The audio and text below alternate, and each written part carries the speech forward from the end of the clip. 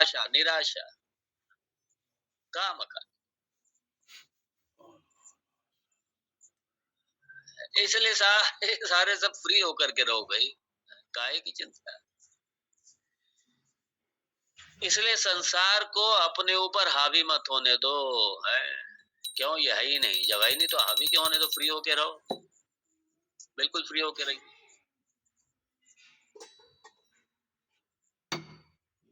कोई हावी मत होने दो इस पर।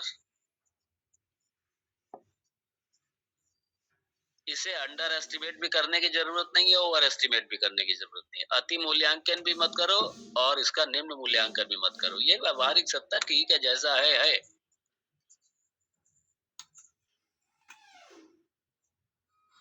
इसलिए भगवान कहते हैं, आप भी अपना जो उच्च स्वरूप है, जो उच्च स्वभाव है, अहम सच्चिदानंद, इसका स्मरण रखिए, इसमें रहिए। इसमें रहते हुए अपने, ठीक है, अपने ये उपाधि है, उपाधि का अपना धर्म है, इसे अपना धर्म निभाने दो इसको, बस इतना ही है। उपाधि का धर्म है, निभाने दो, और अपना जो सच्चिद आनंद जो स्वरूप है उससे बिल्कुल भी अलग ना हो। फिर भगवान ने कहा, मद भावना भावित शुद्ध मानस, ये भी कह दिया कि मन शुद्ध कैसे होगा। एक तो यह कि ठीक है, कर्मयोग से आपका मन शुद्ध हो गया, आपका राग द्वेष चले गए आपके कर्मयोग से, लेकिन यहाँ कर्मयोग नहीं, यहाँ पे शुद्ध मानसा कैसे, मद भावना भावित, मद भावना भावित।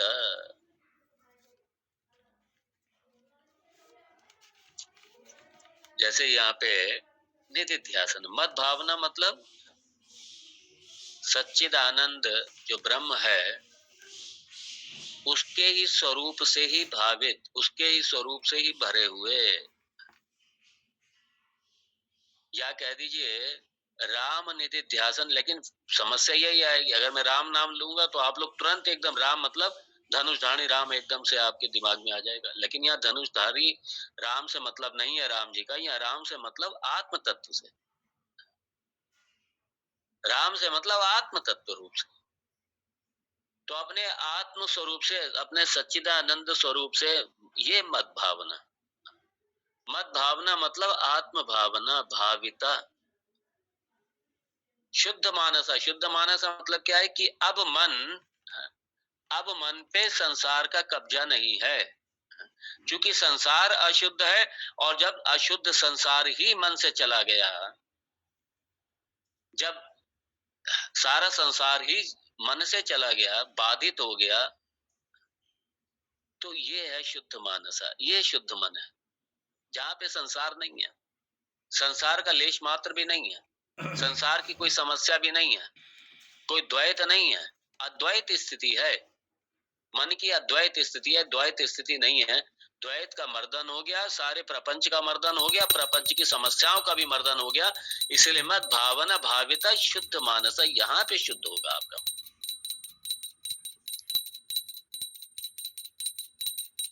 और जब ये स्थिति आ जाएगी अपने स्वरूप में रहने वाले, आहा, अब इसका फल क्या है देखिए।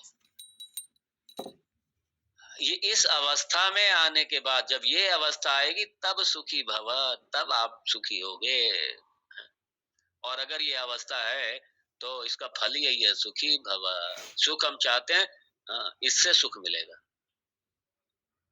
इससे सुख मिलेगा, इससे आनंद मिलेगा, और इसी से निरामय होंगे, अर्थात स्वस्थ होंगे, निरोगी होंगे। आमय मतलब रोग, निरामय मतलब रोग से मुक्त। तभी हम रोग से मुक्त होंगे, और संसार रोग यही सबसे बड़ा रोग है। अविद्या सबसे बड़ा रोग है, सबसे बड़ा रोग ही अविद्या है। इससे जब मुक्ति मिलेगी तो अविद्या का जो कार्य है उनसे भी मुक्ति मिलेगी, तब जाकर के स्वस्थ अपने स्वरूप में अवस्थित रहूंगा। यही स्वस्थ है, अपने स्वयं में अवस्थित रहना, और वहां पे कोई रोग नहीं है, कोई बीमारी नहीं है, कोई समस्या नहीं है, क्योंकि असंग है। पूर्णोहम, पूर्णोहम, असंगोहम, शिवोहम, रामोहम, कृष्णोहम। मैं ही राम हूँ, कृष्ण हूँ, शिव हूँ, मैं ही आनंद स्वरूप हूँ। शिवोहम शिवोहम, ये निरोगी अवस्था है, और यही सुख की अवस्था, यही आनंद की अवस्था है, यही आनंद की अवस्था, यही सुख की अवस्था।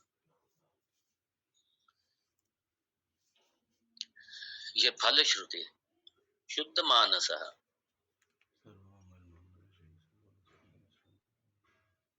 और इसीलिए जब आप संसार के बारे में सोचो तो सारे संसार की समस्या, लेकिन संसार में रहते हुए, संसार में रहते हुए, जैसे जल में रहते हुए घड़ी, घड़ी के अंदर कहीं कोई पानी नहीं आता, वाटर प्रूफ है, ऐसे ही समस्या प्रूफ, अज्ञान प्रूफ है। जो हमने ज्ञान से अपने आप को बिल्कुल कवर कर लिया, ज्ञान का सुरक्षा कवच, जब वो मेरे साथ में, उसके साथ में हम रह रहे, कौन सा ज्ञान? यही ज्ञान की जगत मिथ्या ब्रह्म सत्यम, ये ज्ञान। खाली बोल देना और समझ लेना नहीं, ये समझ लेना। यहाँ पे बोलने में आसान है, जगत मिथ्या ब्रह्म सत्यम, थोड़ा समझ भी लिया, क्या व्यवहार में उतरा है क्या ये? यहाँ भगवान कह रहे हैं इसी को व्यवहार में, इसी के साथ में जीते हुए अपने बाकी का समय यापन करना, बाकी का जीवन यापन करना, इसी ज्ञान के साथ, तब सुखी भवा, तब आनंद भवा, तभी निरामय भवा।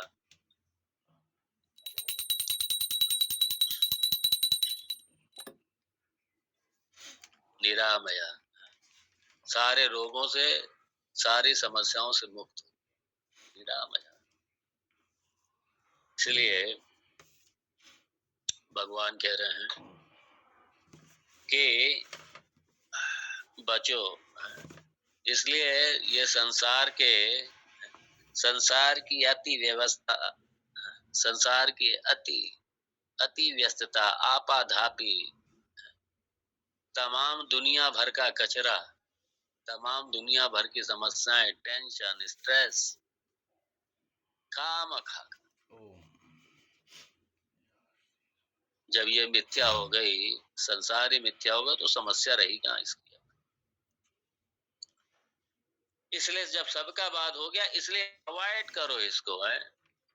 इसलिए मिथ्या प्रपंच, इसे मिथ्यावती देखो, और अधिष्ठान जो ब्रह्म है, जो मैं हूं अधिष्ठान इसका, अगर मैं हूं तो जगत है, मैं ही नहीं तो जगत भी नहीं है, मेरे पर अधिष्ठित है।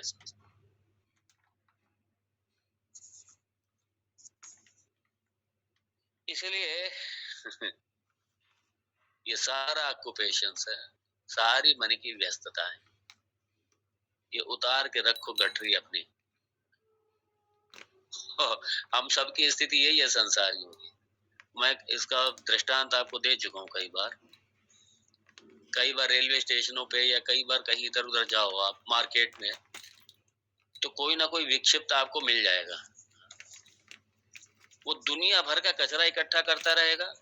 एक दिन मेरे साथ हुआ एक दिन मैंने एक बड़ी बड़ी बूढ़ी माता जी, बड़ी बुरी हालत में, और बहुत उसके ऊपर सामान लदा हुआ, बड़ी भारी गठरी उसके ऊपर, और सब कचरा, सारा कचरा उसको सर पे रख के घूम रही, ढो रही। मैंने दिल में सोचा कि ये इससे चला भी नहीं जा रहा, और इतनी भारी गठरी लेके चल रही है, इसकी थोड़ी मदद करते। पहले मैंने यही सोचा, मुझे नहीं पता था कि अंदर इसका सारा कचरा भरा हुआ है। तो मुझे ये भी नहीं पता था कि ये विक्षिप्त है एकदम से, मानसिक रूप से बिल्कुल विक्षिप्त थी, मुझे ये भी नहीं ढंग से पता था। ये मैं भी परदेश में था, बाहर था, रेलवे स्टेशन की बात है। तो मैंने समझा उसकी मदद करें। उसने गठरी तो फेंकी और भाग पड़ी मेरे ही ऊपर सीधा, और पता नहीं क्या क्या बोलने लग गए। हम चक्कर में पड़े, हमने कहा ये क्या हुआ। फिर बाद में वहीं के जो दो लोग थे उन्होंने हमसे कहा, मितार ये विक्षिप्त है, पागल है ये। और मैं तो अपना चुपचाप, पता नहीं क्या क्या बोला उसने, मैं तो चुपचाप अपना चला गया।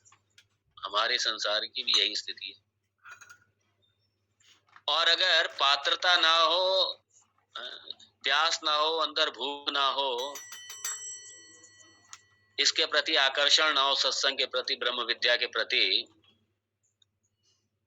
और जाकर उसको सुनाने लग जाओ वेदांत, वो यही कहेगा पागल है ये बिल्कुल। आपको लगेगा कि इससे हम सारी समस्याओं से बचाएं, लेकिन वो हमको ही पागल डिक्लेयर कर दे। इसीलिए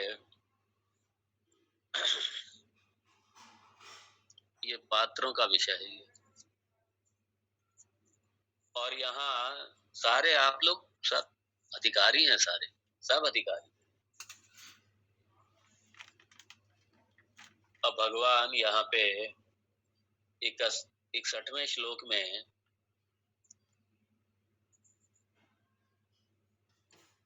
फिर से, क्योंकि भगवान यहाँ पे अब पूरी टीचिंग को अंत में बस बांध रहे हैं, कुछ निर्देश दे रहे हैं भगवान यहाँ पे। जैसे उन्होंने 61 श्लोक में उपदेश नहीं, निर्देश दिया, एक इंस्ट्रक्शंस दी कि रहना कैसे है संसार। ज्ञान तो हो गया, लेकिन ज्ञान हमारे व्यवहार में दिखना चाहिए, उतरना चाहिए। ये भगवान का आशा है। इसी ज्ञान के साथ रहना है व्यवहार में, तब जाकर के आनंद भाव, सुखी भाव, निरामय भाव, ये स्थिति होगी।